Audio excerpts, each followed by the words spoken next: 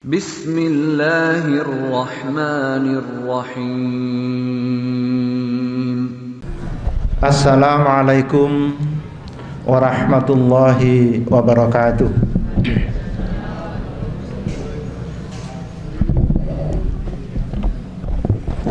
Bismillahirrahmanirrahim. Innal hamdalillah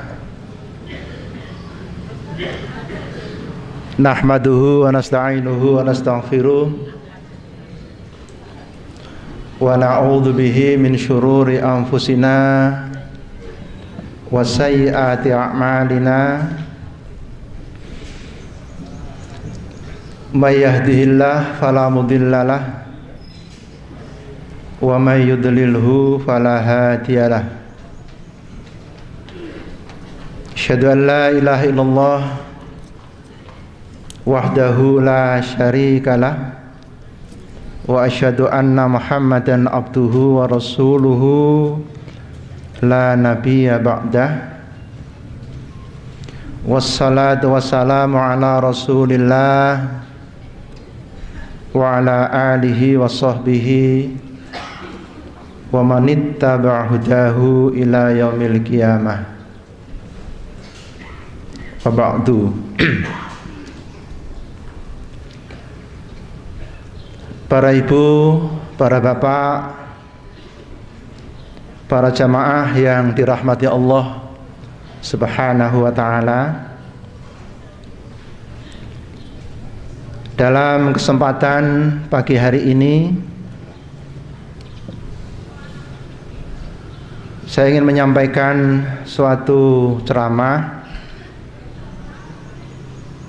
dengan judul seperti yang tadi telah disampaikan oleh pembawa acara, Idul Fitri 1440 Hijriah.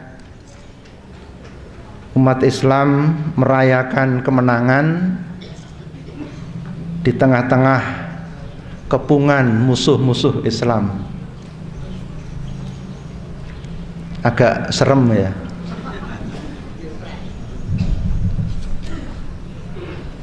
Tentu materi ini saya sampaikan tidak bermaksud untuk mengecilkan rasa syukur kita kepada Allah atas prestasi yang telah kita raih dalam bulan Ramadan yang lalu, yang kita akhiri dengan merayakan Hari Raya Idul Fitri sebagai suatu kemenangan, karena kita mampu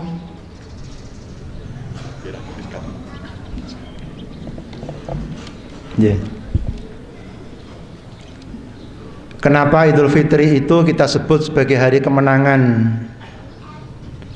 Karena kita telah mampu untuk memenangkan perjuangan kita selama bulan Ramadan. Perjuangan dalam melawan hawa nafsu, perjuangan dalam kita melawan godaan-godaan setan. Tentu ini wajib kita syukuri.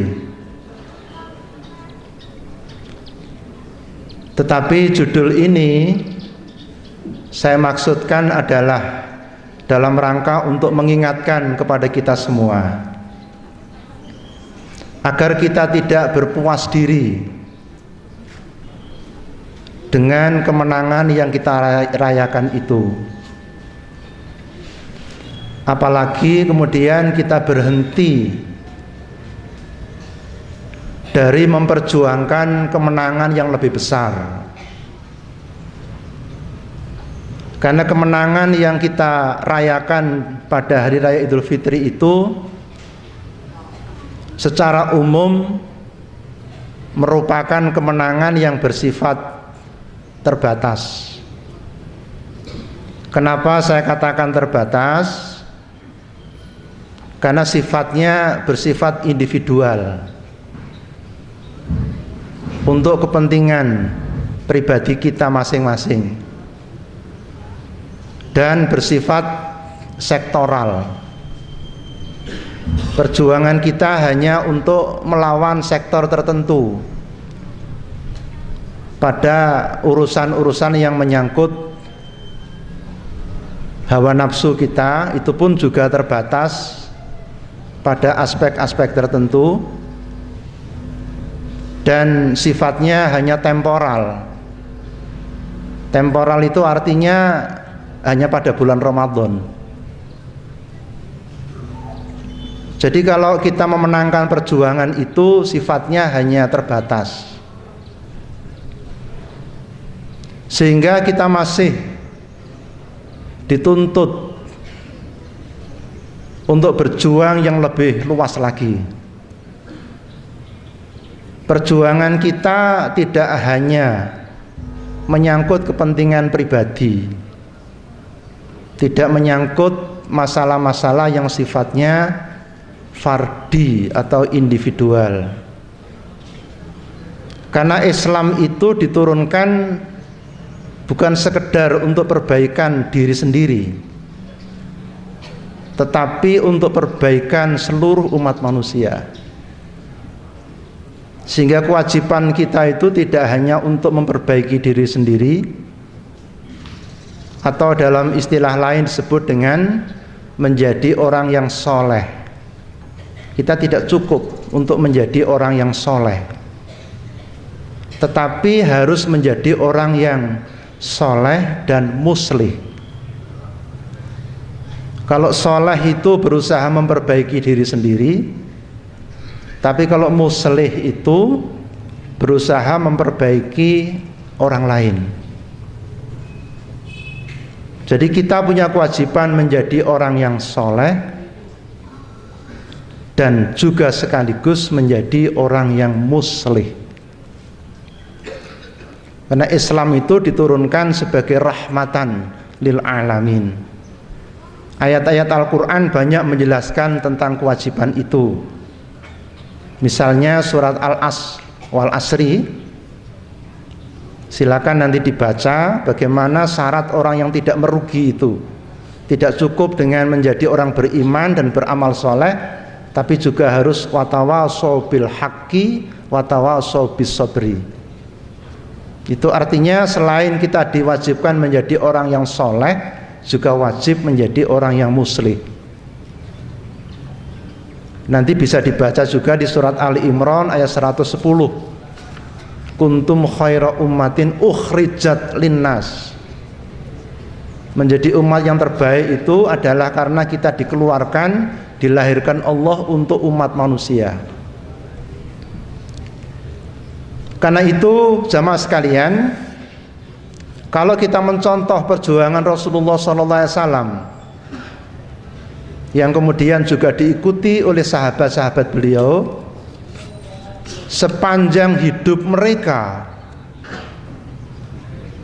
perjuangannya tidak semata-mata untuk memperbaiki diri sendiri, tapi mereka juga disibukkan untuk memperbaiki masyarakat.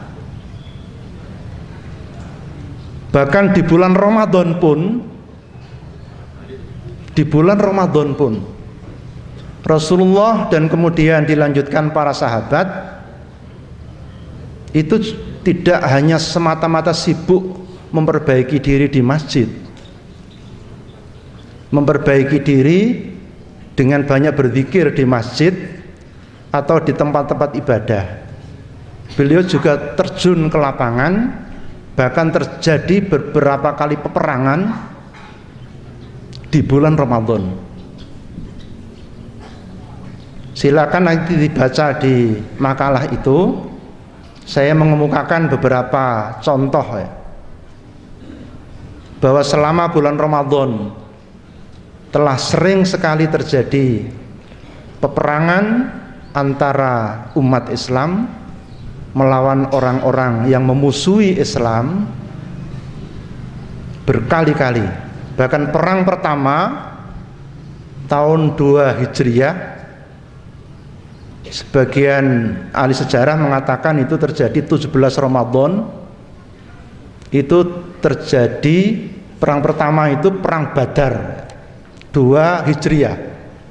Itu terjadi di bulan Ramadan.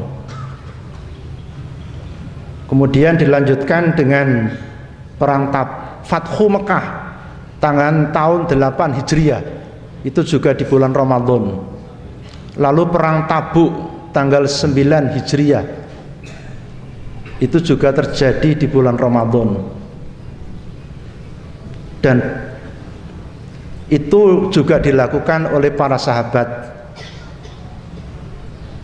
Jadi artinya sebenarnya bulan Ramadan itu tidak semata-mata perjuangan untuk kepentingan diri sendiri, untuk menjadi orang yang soleh tadi, tapi juga sekaligus menjadi muslih. Karena perang itu dilakukan dalam rangka untuk memperbaiki umat.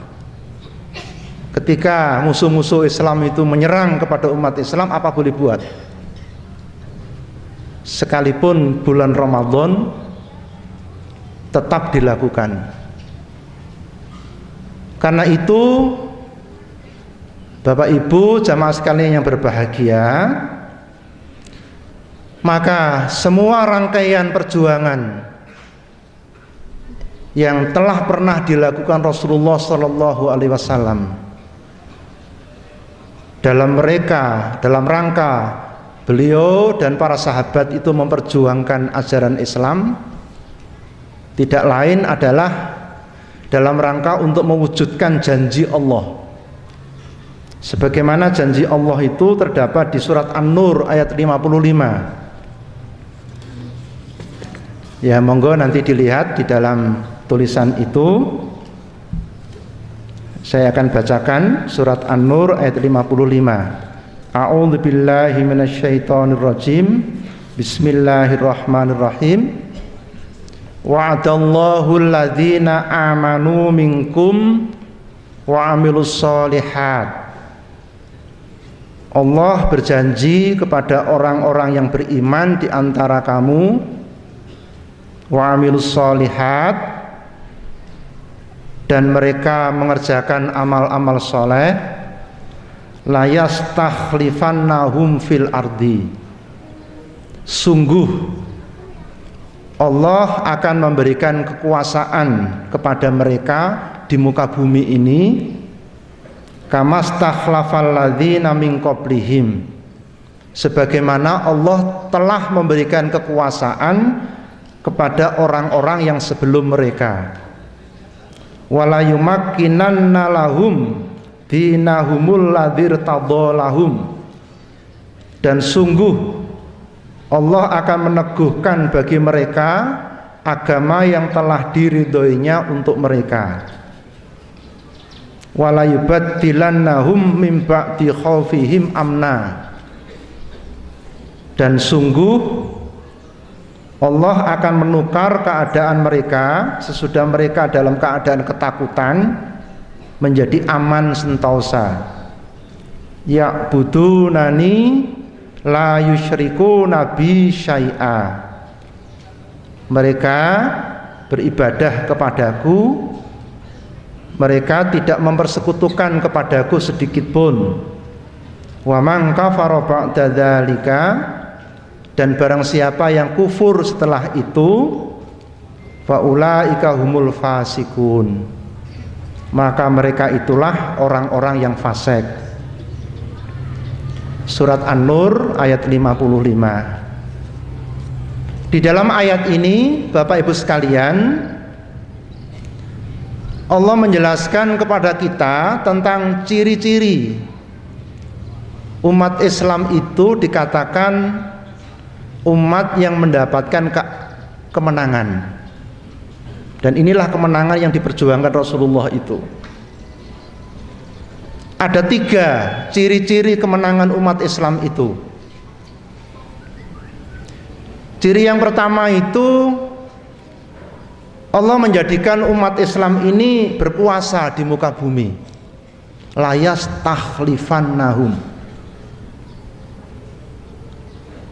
Umat Islam benar-benar menjadi umat yang berkuasa di muka bumi ini, sebagaimana kekuasaan itu pernah diberikan Allah kepada orang-orang sebelum umat Islam, dan ini sudah diwujudkan oleh Rasulullah dan para sahabatnya. Yang kedua itu adalah Allah meneguhkan bagi umat Islam ini kedudukan agama Islam yang diridhoi. Posisi Islam itu betul-betul kokoh, betul-betul kuat. Kemudian ciri yang ketiga itu adalah Allah benar-benar menukar keadaan umat Islam sesudah mereka itu dalam keadaan ketakutan, mereka menjadi orang-orang yang aman dan sentosa. Tidak ada yang takut, semuanya dalam keadaan aman. Inilah 3 ciri kemenangan umat Islam itu. Pertanyaannya adalah, apakah ketiga ciri itu sekarang sudah ada di tangan umat Islam? Tentu kita serempak akan mengatakan belum. Bukan tidak, tapi belum. Inilah yang ingin saya ingatkan. Akan kemenangan ini justru sebenarnya umat Islam itu dalam kondisi sedang mengalami kekalahan dan kekalahan. Dalam kondisi kita ini dikepung oleh musuh-musuh Islam. Apa yang ditegaskan Allah di surat An-Nur ayat 55 masih jauh dengan harapan kita. Belum terwujud di dalam kehidupan umat Islam, bukan hanya di Indonesia, bahkan di seluruh dunia. Sekarang umat Islam ini berada di dalam kepungan musuh-musuh Islam, sehingga kemenangan yang kita rayakan itu sebenarnya adalah kemenangan yang semu. Kita hanya menang di dalam masjid, kita hanya menang di dalam musola, kita hanya menang di rumah-rumah, mungkin paling banter di lapangan, tempat kita melakukan ibadah sholat Idul Fitri. Tapi dalam lapangan kenyataan, realitanya, justru umat Islam itu terpuruk. Orang-orang kafir itu mereka ketawa-tawa, mereka bertepuk tangan, mereka puas mengelabui umat Islam. Karena umat Islam mungkin sebagian besar mereka itu merasa dengan Idul Fitri itu sudah menang. Banyak yang terkecoh, seakan-akan kemenangan itu ya cukup dengan kemenangan yang mereka rayakan itu. Ini membuat orang-orang kafir senang, tertawa-tawa. Karena memang Al-Quran mengingatkan kepada kita sekalian, Bapak Ibu. Mari kita tengok di surat Al-Anfal 73. Mari kita baca betul ayat ini. A'udzubillahi minasyaitonirrajim. Walladzina kafaru ba'dhuhum awliya'u ba'din. Orang-orang kafir itu sebagian mereka menjadi penolong-penolong bagi sebagian yang lain dalam rangka untuk mengepung umat Islam. Mereka itu bahu-membahu, bantu-membantu. Aulia ini menjadi pelindung, penolong, saling menguatkan dalam rangka untuk mengepung kepada umat Islam. Maka Allah mengingatkan, illa taf'aluhu takun fitnatun fil ardi wa fasadun kabir. Kalau kamu tidak melaksanakan apa yang diperintahkan Allah, kalau umat Islam ini tidak sadar akan hal itu, kemudian mengikuti petunjuk-petunjuk Allah, akan terjadi kekacauan di muka bumi ini dengan kerusakan yang sangat besar. Surat Al-Anfal ayat 73. Dan ini terjadi pada kita sekarang ini. Saya mengutip beberapa pernyataan dari sebagian dari tokoh-tokoh musuh Islam tadi mengenai pernyataan mereka. Saya kutip misalnya ucapan Nixon itu ya. Nixon, tahu Bapak Ibu ya? Siapa Nixon itu? Kenal? Presiden Amerika, Pak. Tahu tapi tidak kenal ya. Mereka mengatakan begini, untuk menghadapi ancaman bersama yaitu Islam, maka tidak boleh tidak, artinya itu tidak boleh ada pertentangan antara Rusia dan Amerika Serikat, maka harus bersatu Rusia dan Amerika itu. Ba'duhum awliya'u ba'din.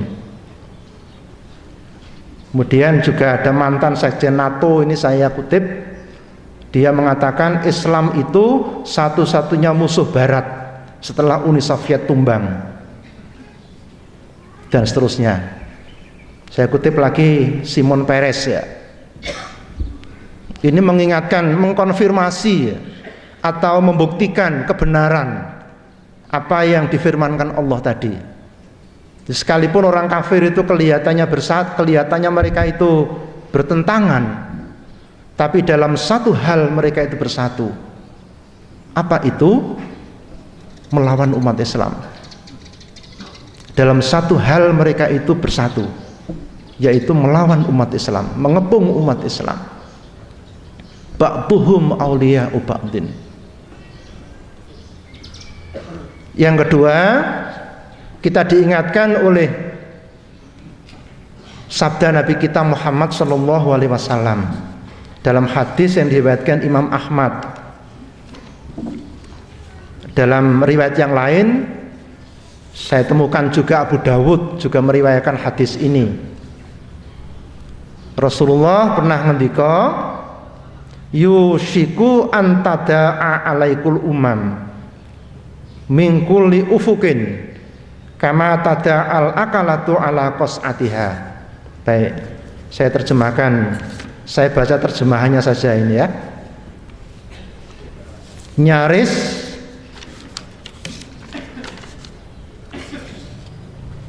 atau tidak lama lagi ya, nyaris, yushiku itu nyaris atau tidak lama lagi kalian umat Islam itu akan dikerumuni oleh umat-umat lain dari segala penjuru, min kulli ufukin, dari segala penjuru, layaknya para penyantap makanan yang sedang mengelilingi suatu piring makanan. Kita diumpamakan Nabi itu seperti piring makanan.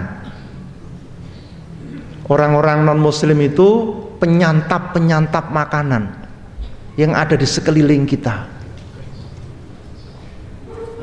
Ketika itu Rasulullah ditanya oleh sahabat, apakah jumlah kami sedikit Rasulullah? Nabi mengatakan tidak, bal antum katsirun, bahkan kalian kala itu berjumlah sangat banyak, tetapi kalian bagaikan buih air bah, air banjir itu ya. Rasa takut telah sirna dari hati musuh-musuh kalian, sedangkan di hati kalian tertanam rasa al-wahan. Lalu para sahabat kembali bertanya, apa al-wahan itu wahai Rasulullah? Beliau mengatakan, hubbud dunya wa karahiyatul maut, rasa cinta terhadap kehidupan dunia dan takut terhadap mati. Maksudnya itu mati syahid. Bapak Ibu sekalian, sungguh kalau kita melihat kenyataan nasib umat Islam sekarang ini persis seperti yang diingatkan Rasulullah ini. Tidak ubahnya kita itu seperti apa tadi? Makanan. Sementara orang-orang kafir itu seperti apa? Al-akalah, itu orang-orang yang sedang makan, lapar mereka itu. Min kulli ufukin. Jadi kita itu diperebutkan oleh non muslim itu dari semua jurusan. min kulli ufukin. Nah, di sini saya kemukakan beberapa aspek saja. Saya mulai dari segi politik, ya, kekuasaan. Nyaris umat Islam sekarang ini nggak punya kekuasaan. Yang berkuasa itu adalah terutama Amerika. Amerika itu disebut sebagai polisi dunia. Polisi dunia. Ya. Baik langsung maupun tidak langsung, mereka itu menguasai kepada umat Islam. Yang langsung itu seperti di Irak, Afghanistan, Palestina, itu tidak langsung. Mereka langsung menguasai umat Islam dari segi teritorialnya. Yang tidak langsung hampir semua negara-negara Islam itu dikuasai oleh orang-orang kafir. Dan ketika umat Islam itu bisa memenangkan dalam kekuasaan politik, mereka berusaha untuk menjatuhkan. Sekalipun umat Islam sudah mengikuti cara-cara mereka dengan model demokrasi, tapi kalau Islam yang menang, akan dibuat bagaimana supaya umat Islam itu jatuh. Palestina itu sebenarnya yang menang adalah Hamas, tapi Hamas dijatuhkan. Aljazair pernah dimenangkan oleh partai Islam, FIS namanya, dijatuhkan juga. Yang terakhir Mesir itu dalam pemilu dimenangkan oleh Islam, Ikhwanul Muslimin, melalui demokrasi juga. Tetapi direkayasa bagaimana caranya, akhirnya jatuh. Lalu presidennya kemarin wafat ya Pak ya,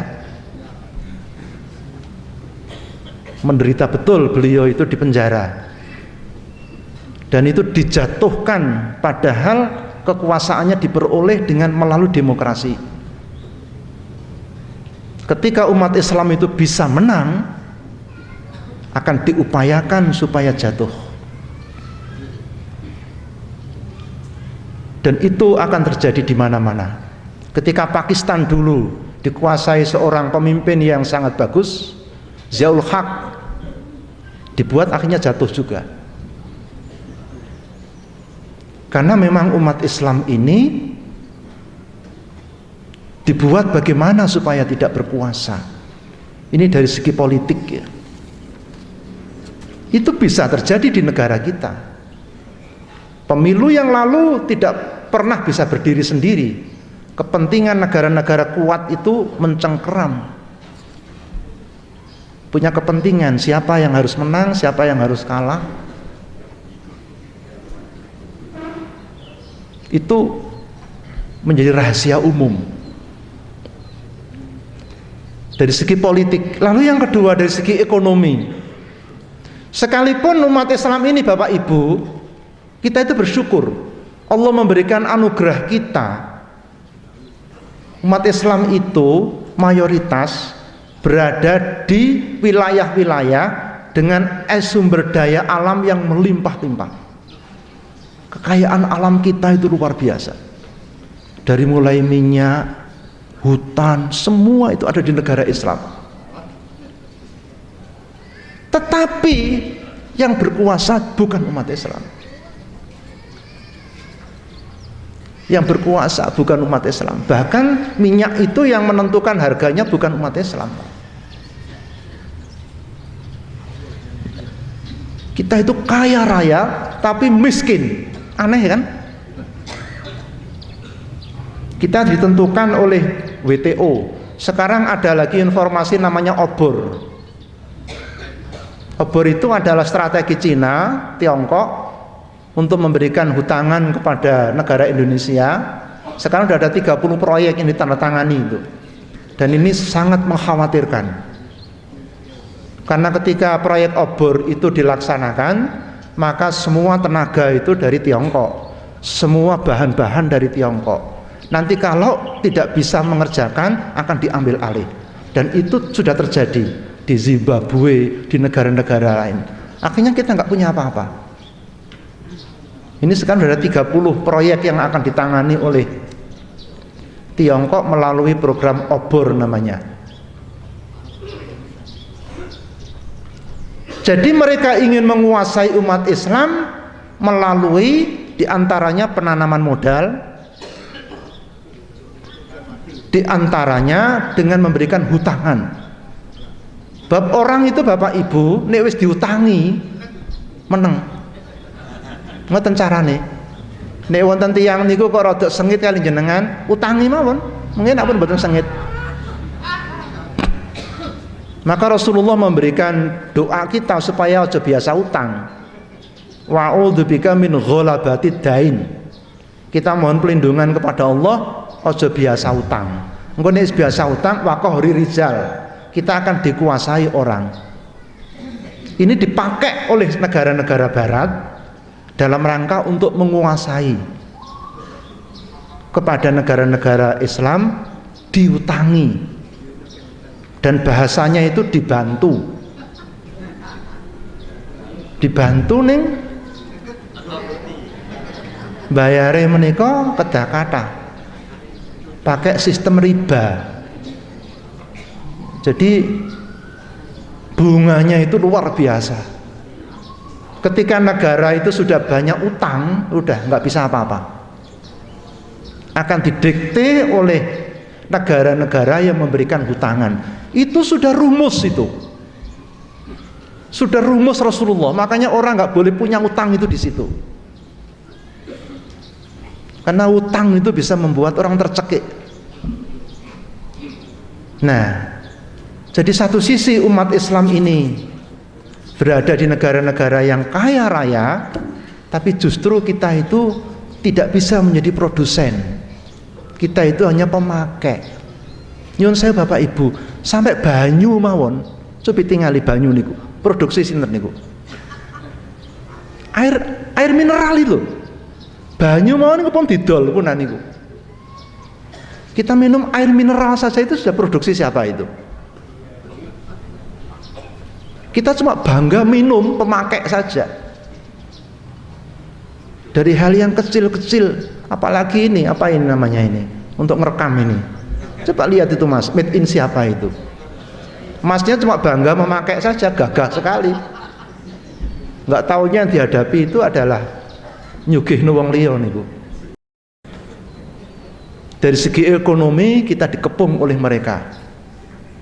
Yang ketiga, ini yang lebih parah. Dari segi ideologi, dari segi keyakinan, ya, dari segi akidah, ya, mungkin ekonomi politik kita anggap masih lebih kecil dibandingkan dengan akidah ini. Sekarang dari segi akidah ini mereka mengepung kepada kita. Mereka menggunakan dengan cara yang halus, apa yang disebut dengan al-ghazwul fikri.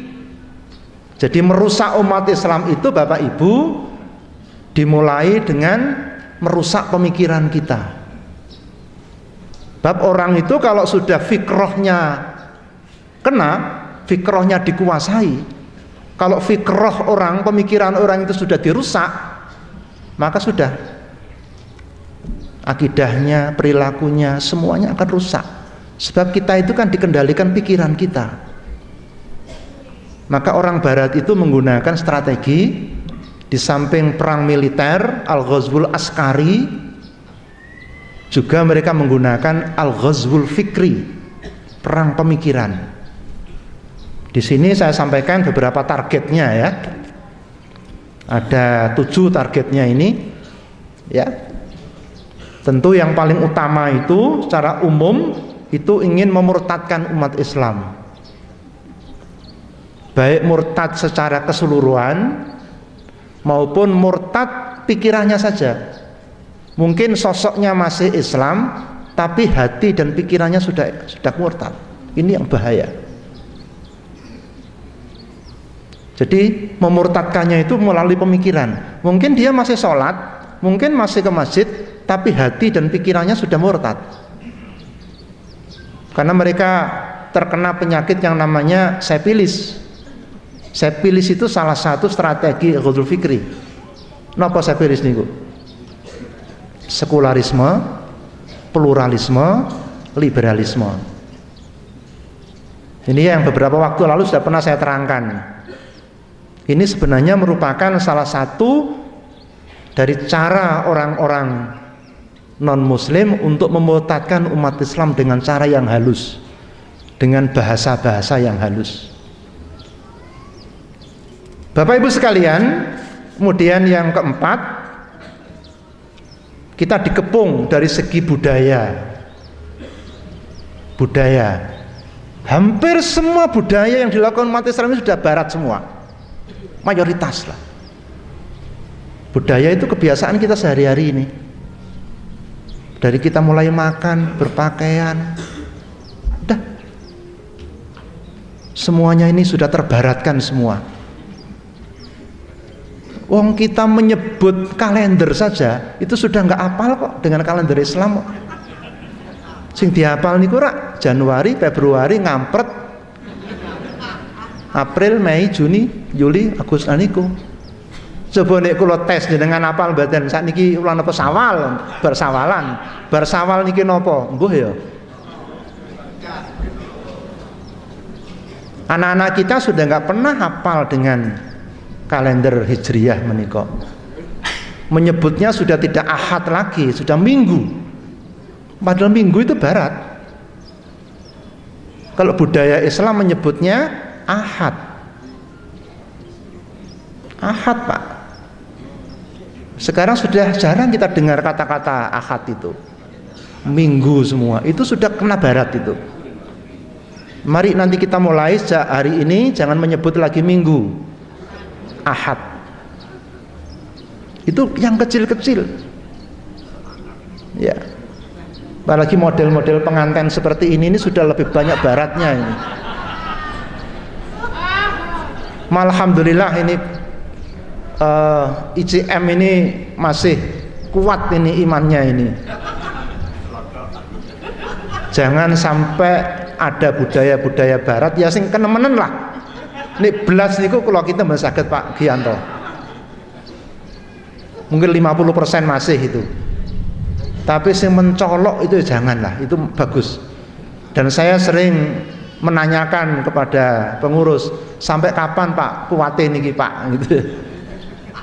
Bab niki perlu perjuangan Pak Gianto. Ya, rapayu, betul kata jenengan Pak. Tapi Pak Gianto masih kuat. Bahkan beliau cerita ada yang mundur Pak karena nggak setuju dengan aturan kami. Monggo Pak. Sampai kapan kuatnya Pak? Itu. Sampai kami hidup. Nah, nanti generasi berikutnya ini yang kita khawatirkan. Jadi dari segi budaya kita pun juga sudah dikepung oleh mereka dengan menggunakan strategi saya sebut di sini 4S dan 4F. Ini alat mereka. 4S itu, S pertama itu sing.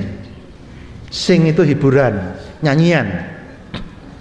S yang kedua itu seks, pornografi.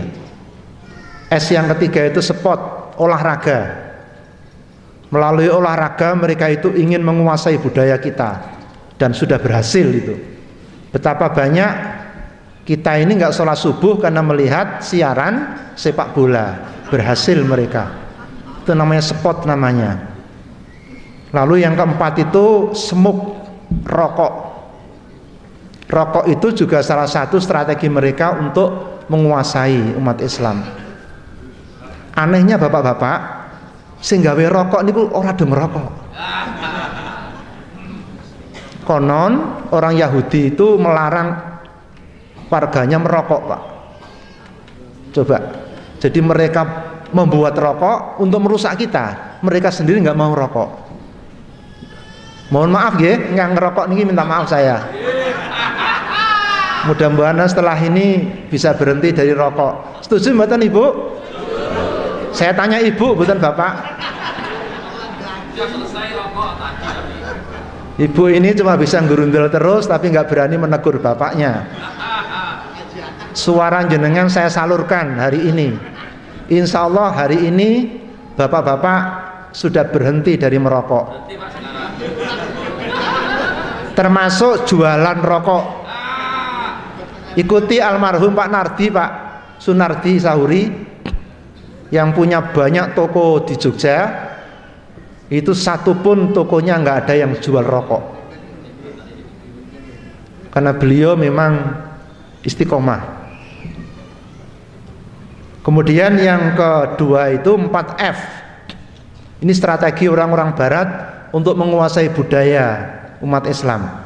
F pertama itu fun, kedua itu fashion, fun itu hiburan, fashion itu apa? Pakaian. Hampir semua pakaian itu produk orang barat, Pak. Yang ketiga itu food, makanan. Yang keempat itu fight. Kenapa fight niku? Kepercayaan, ya.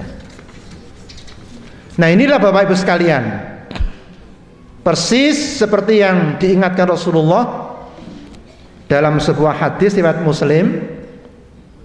Di situ ada Bapak Ibu, bisa dibaca nanti. Beliau mengatakan, sungguh kalian itu akan mengikuti jalan orang-orang sebelum kalian, sejengkal demi sejengkal dan sehasta demi sehasta, sampai pun orang-orang yang kalian ikuti itu masuk ke lubang dob itu binatang yang kecil itu ya. Kalaupun toh mereka masuk ke lubang, kamu ikuti juga.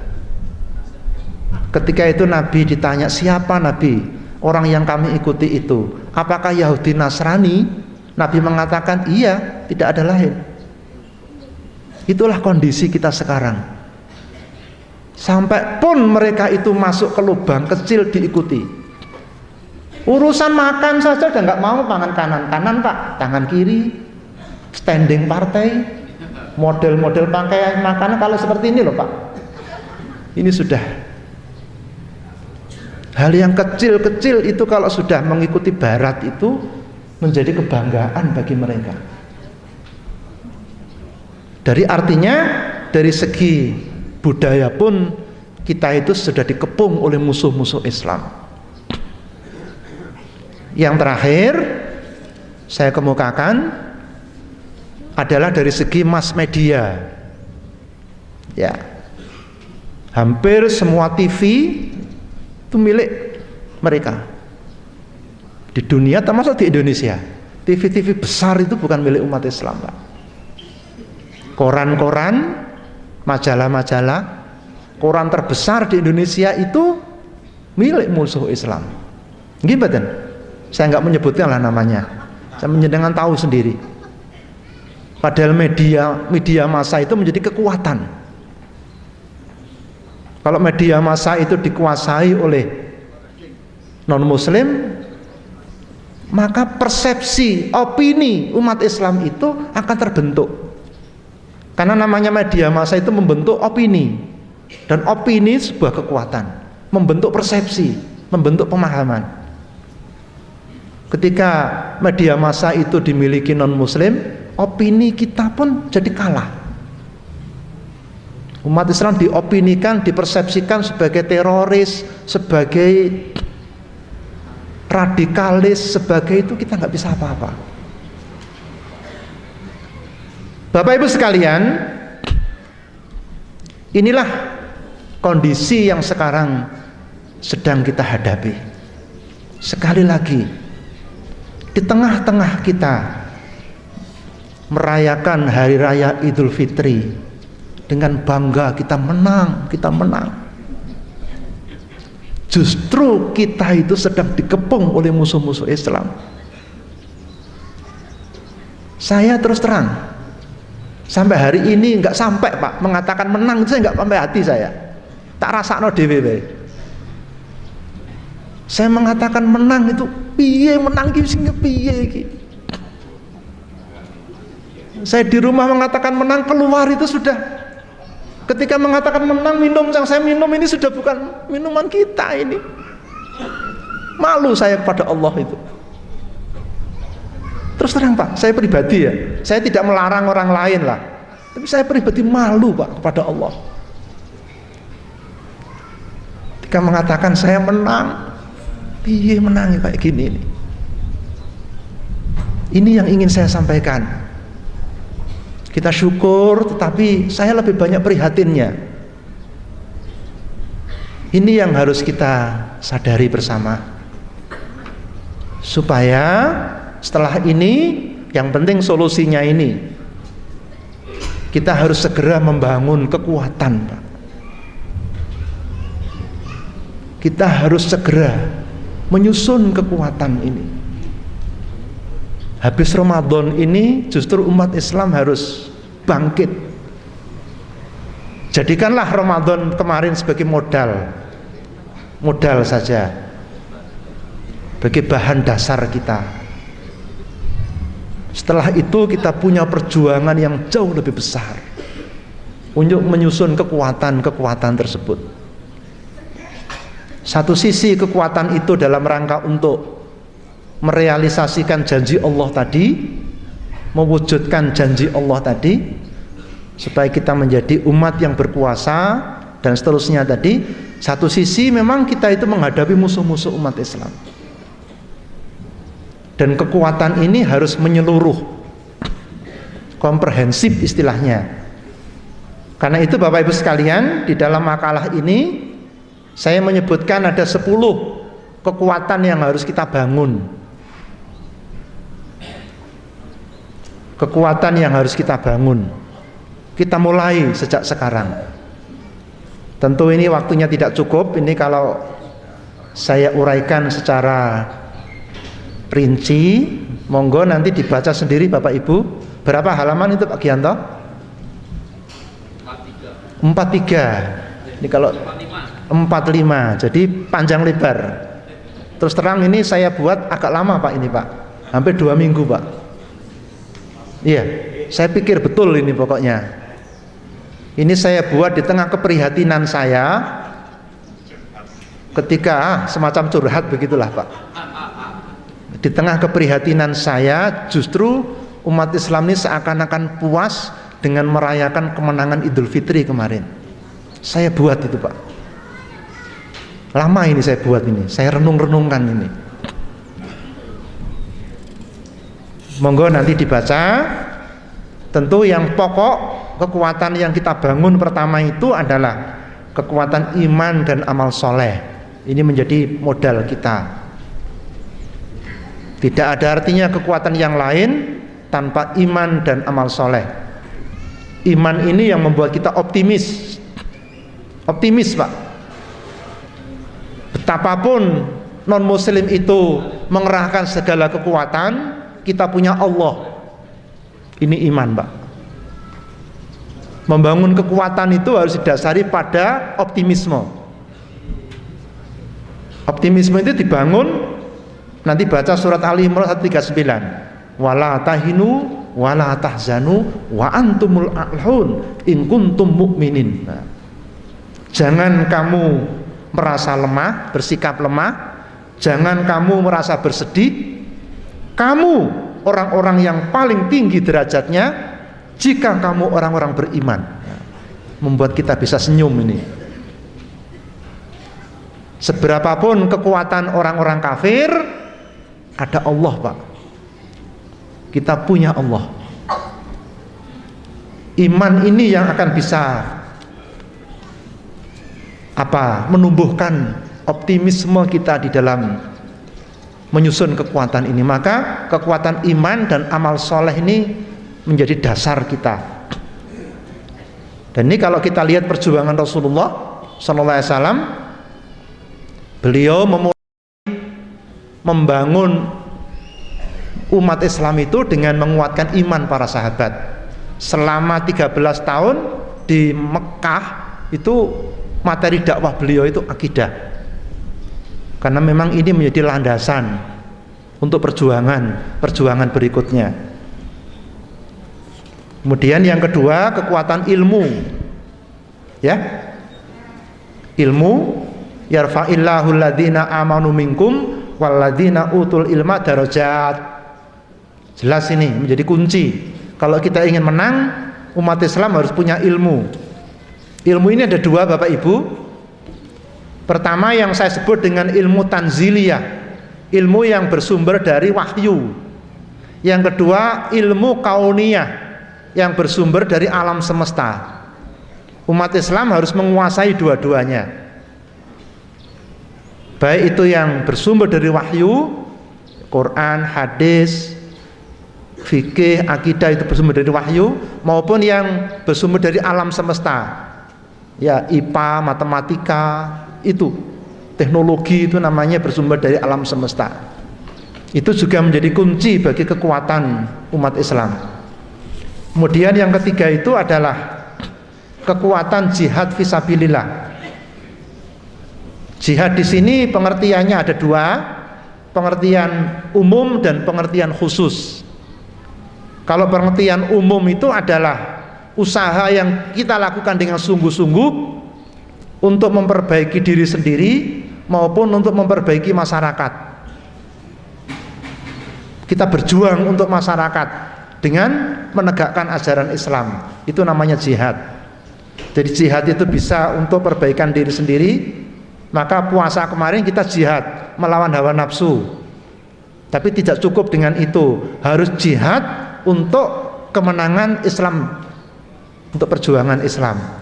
Kalau jihad dalam arti yang khusus itu perang, qital, dengan segala syaratnya. Maka umat Islam wajib mempunyai semangat jihad itu. Tanpa jihad, kekuatan Islam tidak akan bisa terwujud. Nanti Bapak Ibu dalil-dalilnya tolong dibaca sendiri ya. Kemudian kekuatan yang keempat itu saya menyebut di sini istilah saya, kekuatan keberpihakan, Pak. Kalau dalam istilah yang umum disebut dengan al-wala wal bara. Saya menerjemahkan supaya mudah saja. Kekuatan keberpihakan. Umat Islam harus jelas berpihak kepada siapa dan siapa yang harus kita putus keberpihakan kita. Nanti baca di surat Al-Fat ayat 29 itu, Muhammadur Rasulullah walladzina ma'ahu asyidda 'alal kufar ruhama'u bainahum. Itu keberpihakan kita. Kita harus keras menghadapi orang kafir dan membangun kasih sayang dengan sesama umat Islam. Itu namanya keberpihakan. Jadi kalau orang kafir kita harus asyidda. Asyidda itu artinya tegas dan keras. Asyidda itu tercermin dalam dua sikap. Satu, dalam menyangkut masalah ajaran kita harus tegas, menolak semua faham, ideologi, budaya mereka kita tolak. Itu asyidda. Sampai yang kecil-kecil. Kalau itu berbau barat, tidak. Kita punya budaya sendiri. Itu asyidda kita. Kalau mereka mau keras melawan kita, ya kita asyidda dengan kita lawan, berperang. Tapi kalau mereka itu kafir harbi, ya, itu namanya asyidda. Kebalikannya kalau kepada orang sesama muslim, ruhama, saling menyayangi, saling mencintai, saling mengasihi. Rasulullah memberikan gambaran seperti anggota tubuh. Anggota tubuh itu kata Nabi, kalau ada satu anggota yang sakit, misalnya kepala, kaki ikut sakit. Kaki yang sakit, kepala ikut ngeluh. Itu namanya umat Islam. Atau Nabi menggambarkan seperti bangunan, saling menguatkan. Yashuddu ba'duhu ba'dhu. Ini sangat penting, menjadi salah satu pilar kekuatan bagi umat Islam. Jangan terbalik ya. Justru keberpihakannya kepada orang kafir, ketidakberpihakannya kepada orang Islam. Ini ku mangke ayate kuwalik. Jur asyidda alal muslimin ruhama bainal kufar. Nah, kenyataanipun sak menika malah ngaten. Ini namanya keberpihakan. Nanti monggo dipun waos piyambak menika. Kemudian yang kelima Bapak Ibu, yang harus kita bangun kekuatan ekonomi. Ya. Al-Qur'an banyak sekali menyebutkan baik langsung maupun tidak langsung. Kalau tidak langsung ya wajahidu bi amwalikum, berjuanglah dengan harta kamu. Itu artinya kita harus punya harta. Rasulullah banyak sekali memberikan apresiasi kepada orang yang bekerja. Itu artinya umat Islam diperintahkan supaya punya harta, menjadi orang yang merupakan zakat. Itu berarti kan kudu duit. Nggih mboten? Mosok zakat ora duit? Supaya tindak haji, umroh. Haji niku saniki pinten? Sekitar 40 juta. Kangge napa niku? Duit ta? Berarti kan kudu golek duit niku. Ibadah itu kita lakukan dengan uang, perjuangan itu kita lakukan dengan uang. Artinya memang kita dituntut untuk membangun ekonomi. Mari ini kita kaitkan dengan keberpihakan tadi Bapak Ibu. Sejak sekarang mari kita mulai membangun ekonomi dengan keberpihakan tadi. Contoh kecil saja. Kalau ada tetangga kita sami-sami agamanipun buka warung, buka toko, mari kita beli. Ojo adoh-adoh nanggone tapi regane rada larang ya Pak. Ya enggak apa-apa toh. Kan ono nilai ukhuwah, ruhama toh. Mosok ming kadang-kadang Ibu ming selisih niku ming 500. Tukune nang kono gek bensine maupun pinten. Tetangganya menjual sesuatu mungkin lebih mahal, selisih 500. Tapi kita ada nilai ukhuwah, membangun ekonomi. Mangkene tangga kita niki sugih, njur gelem zakat, infak, jaluki sumbangan. Lah, kepentingannya untuk perjuangan Islam. Kadang-kadang awak dhewe niki mboten. Nggih mboten Ibu-ibu? Wis dikei murah, dinyang meneh. Kemarin itu ada cerita Pak, seorang kaya raya membeli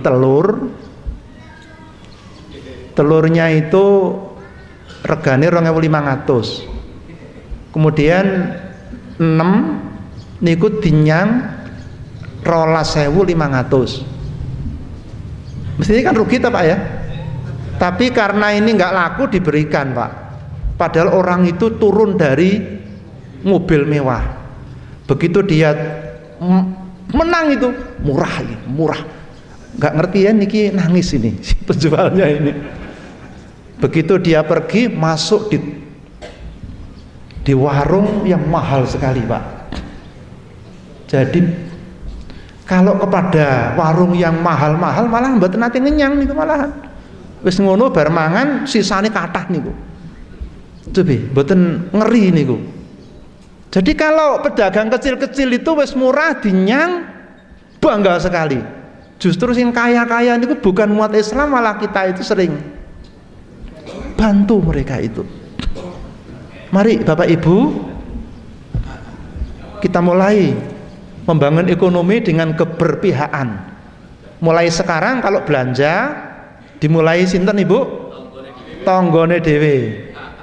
Nggih mboten Ibu? Nek tumbas gula ten sinten? Tanggane dhewe. Mundhut beras ten sinten? Tanggane dhewe. Mangke nek enten napa-napa niku tangga, enggak mungkin kita minta bantuan.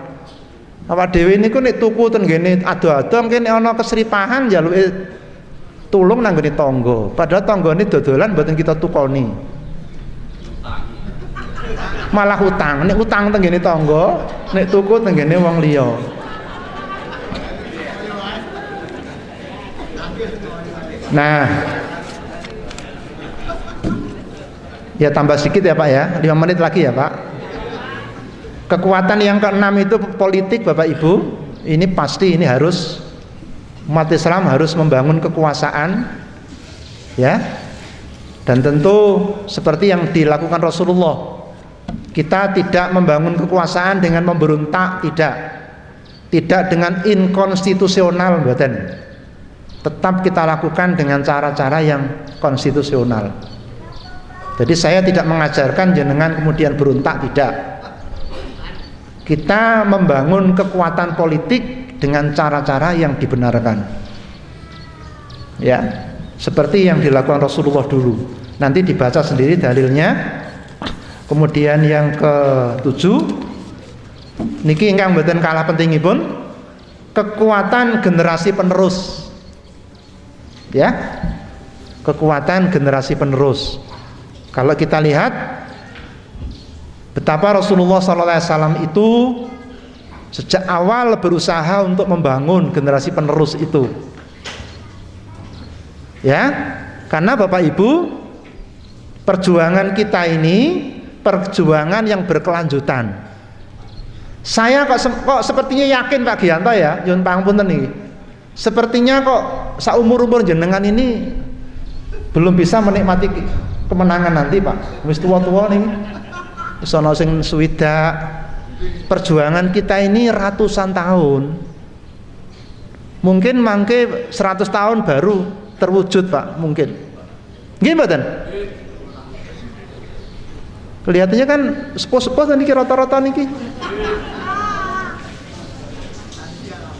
Maka sekarang yang kita persiapkan apa? Kekuatan generasi penerus kita.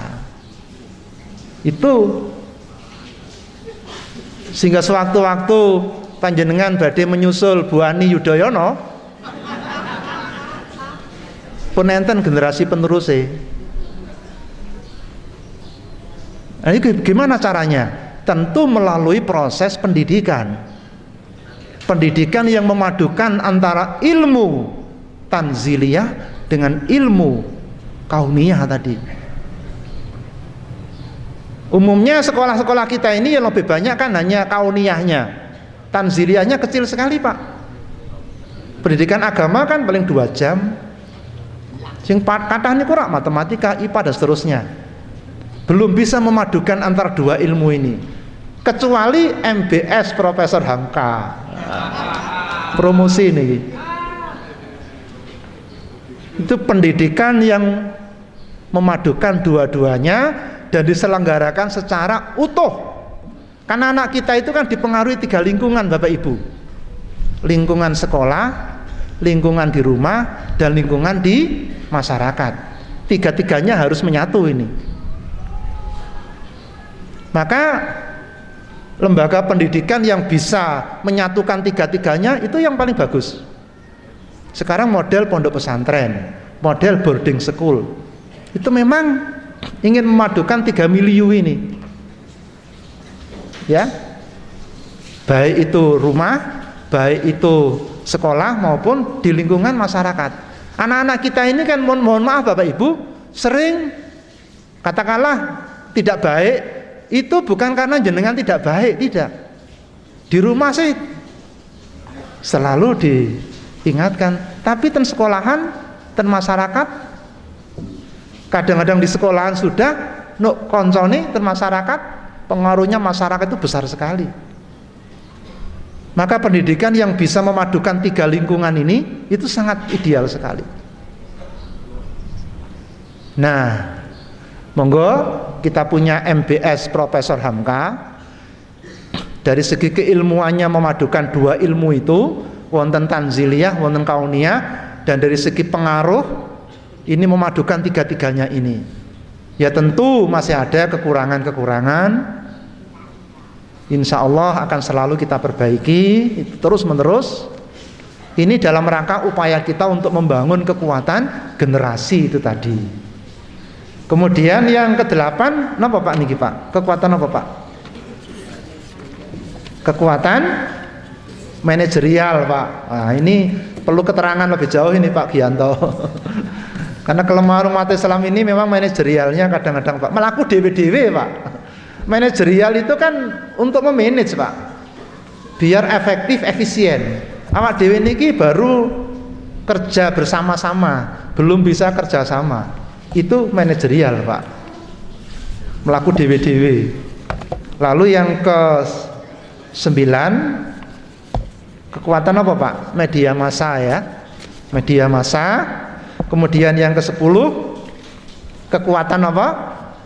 Angkatan bersenjata. Niki mboten jenengan lho Ibu.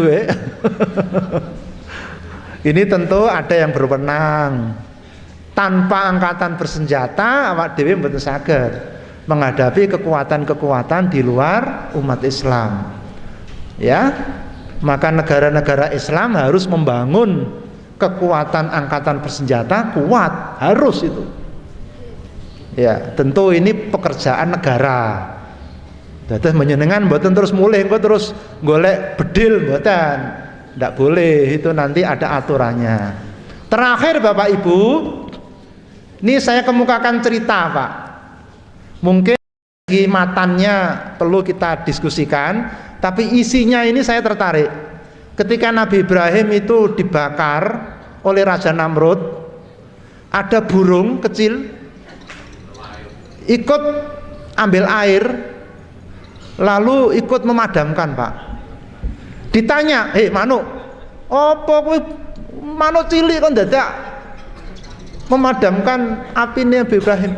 Apa kata burung itu? Memang tidak mungkin saya bisa memadamkan api, tapi paling tidak ketika nanti saya ditanya oleh Allah, saya akan jawab, saya sudah berusaha. Mungkin iki isine napa niku napa? Matannya itu mungkin perlu sanatnya itu perlu kita cek, tapi kalau tertarik isine niki. Sekecil apapun yang kita lakukan untuk memberikan kontribusi bagi kekuatan umat Islam, yang penting dicatat Allah. Ini yang penting. Jangan kita berpikir apa gunane aku ngene iki. Jangan, Pak. Sekecil apapun jenengan blonjo kali tonggo, mangken ditanya Allah niku, saya berpihak kok ya Allah. Senajan ping tuku napa niku gula sak kilo 2 kilo, itu memang secara keseluruhan mboten enten napa-napane seperti burung pipit tadi, tapi di hadapan Allah itu nanti menjadi alasan bahwa kita ikut berkontribusi dalam rangka membangun kekuatan umat Islam. Mari kita tutup dengan berdoa. Bismillahirrahmanirrahim. Alhamdulillah wassalatu wassalamu ala Rasulillah wa ala alihi wa sahbihi wa mawalah. Rabbana dzalamna anfusana wa in lam taghfir lana wa tarhamna lanakunanna minal khasirin. Rabbana la tu'akhidna in nasina aw akhtana. Rabbana wa la tahmil alaina isran kama hamaltahu 'alal ladzina min qablina. Rabbana wa la tuhammilna ma la taqata lana bih wa'fu 'anna waghfir lana warhamna anta maulana fansurna 'alal qaumil kafirin. Fansurna 'alal qaumil kafirin. Fansurna 'alal qaumil kafirin.